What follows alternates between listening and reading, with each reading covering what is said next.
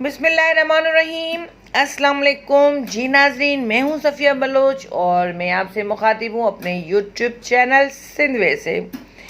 कैसे हैं आप सब लोग? उम्मीद करती हूं कि आप सब लोग खैर खैरियत से होंगे।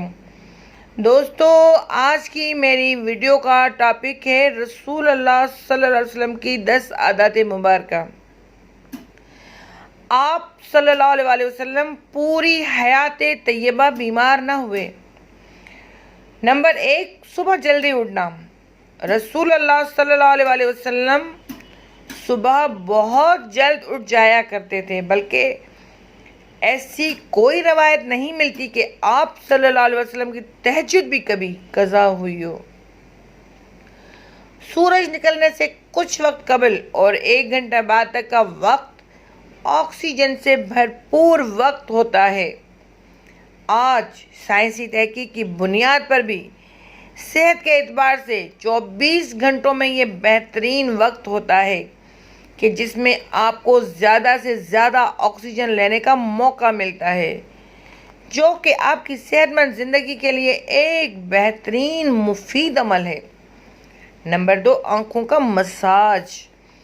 सुबह नींद से उठने के बाद रसूल अल्लाह सल्लल्लाहु अलैहि वसल्लम आँखों का मसाज फरमाया करते थे।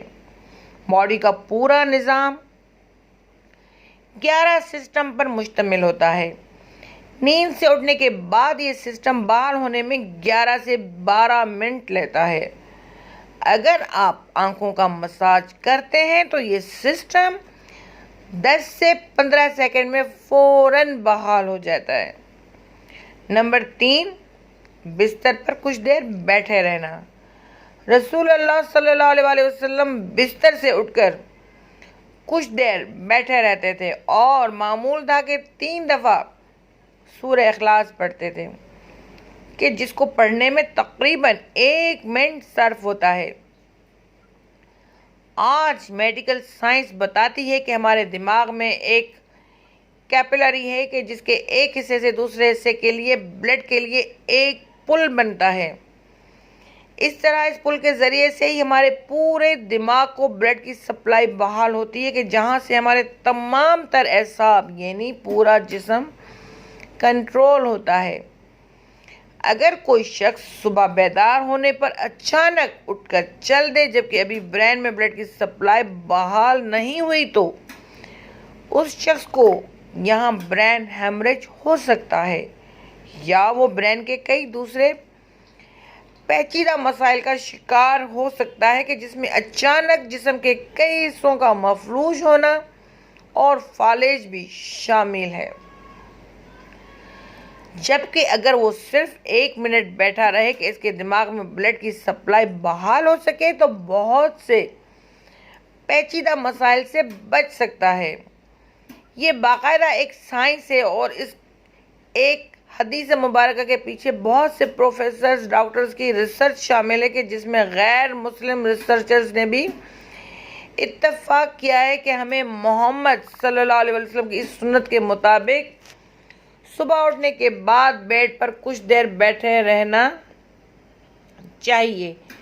इसका फ़ायदा यह है कि दिमाग पूरी तरह से एक्टिव होकर हमारे जिस्म की भरपूर रहनुमाई के काबिल हो जाता है।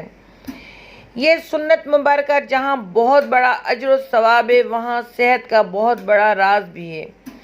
नंबर 4, कैलूला करना। आप सल्लल्लाहु अलैहि वसल्लम की आदत मुबारक थी कि दोपहर के खाने के बाद 1 घड़ी के लिए 20 से 25 मिनट आप सल्लल्लाहु अलैहि वसल्लम लेट जाया करते थे। इसका फ़ायदा ये था कि तकरीबन 68% अफराद में जब वो लंच करते हैं तो उनका मादा थोड़ी मिकदार में अल्कोहल पैदा करता है।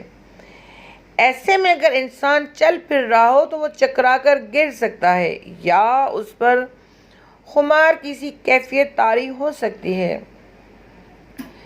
यही सबब है कि आप हमेशा दोपहर के खाने के बाद अपने आप को थोड़ा बोझल सा महसूस करते हैं। अगर हम कुछ देर लेट जाएं तो अल्कोहल से पैदा होने वाले खुमार का जहन पर ज़्यादा दबाव नहीं आएगा और वो बॉडी फंक्शंस के लिए ज़्यादा फाल रहेगा और हम किसी भी तरह के हादसे से बच सकेंगे।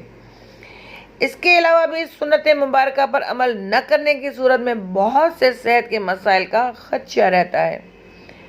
चूँकि ये बात आज तहकीकात से साबित शुदा है, इसलिए दुनिया भर के ममालिक में बेशतर 1 से 2 या 3 बजे तक दोपहर का वक्फा किया जाता है ताकि लोग लंच के बाद कुछ कैलूला कर सकें। आज पूरा यूरोप रसूलुल्लाह सल्लल्लाहु अलैहि वसल्लम की सुन्नत को अमलन अपनाए हुए है और पूरे यूरोप में दोपहर 1 से 3 बजे तक का वक्फा होता है। उन्होंने सुन्नत रसूल सल्लल्लाहु अलैहि वसल्लम पर रिसर्च की, अपनाया और हमसे कहीं बेहतर सेहत का मयार रखते हैं। नंबर 5, खाने से पहले फल नोश फरमाना। रसूलुल्लाह सल्लल्लाहु अलैहि वसल्लम हमेशा खाना खाने से पहले फ्रूट नोश फरमाया करते थे। आप सल्लल्लाहु अलैहि वसल्लम की आदत मुबारक थी कि आप खाने के बाद फल नोश न फरमाते थे। मुख्तलिफ फलों में 90 से 99% तक पानी की मिकदार होती है। आप सल्लल्लाहु अलैहि वसल्लम ने चूँकि खाना खाने के बाद पानी पीने से मना फरमाया है, जबकि खाने से कबल पानी पीने की तरगीब दिलाई है, इसलिए मुख्तलिफ फल भी चूँकि पानी की बहुत ज़्यादा मिकदार रखते हैं, इसलिए उनको खाने से पहले खाने से जिस्म और ख़ास तौर पर मैदा और आंतों को तवानाई मिलती है। क्योंकि खाने को हज़म करने में मैदा और आंतों का बहुत अहम किरदार होता है और ये अमल उनकी कारकर्दगी बढ़ाने में उनके लिए मददगार साबित होता है और ये बात भी साइंसी मुशाहिदा से साबित शुदा है। फ्रूट में मौजूद ग़िज़ाइयत से खाली मैदे को ज़्यादा फ़ायदा होता है। ग़िज़ा के बाद पानी न पीना। रसूलुल्लाह सल्लल्लाहु अलैहि वसल्लम कभी भी खाने के बाद पानी न पीते थे।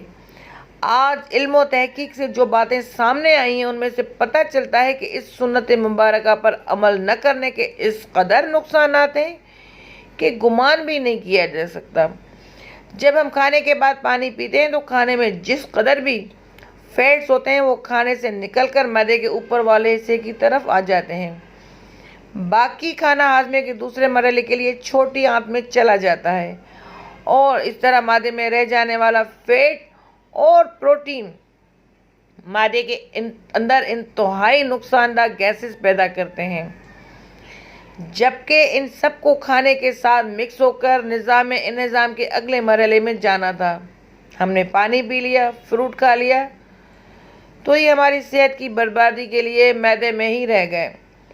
एक हदीस रसूलुल्लाह सल्लल्लाहु अलैहि वसल्लम का मफ़हूम ये है कि अगर खाना खा लेने के बाद पानी की हाजत हो तो महज चंद एक घूंट ले लो और उसके बाद रोटी का एक लुकमा खा लो।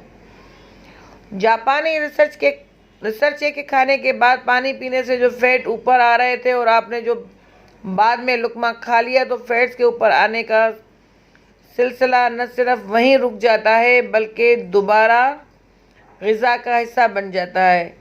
इसलिए खाने के बाद पानी हरगिज़ नहीं पीना।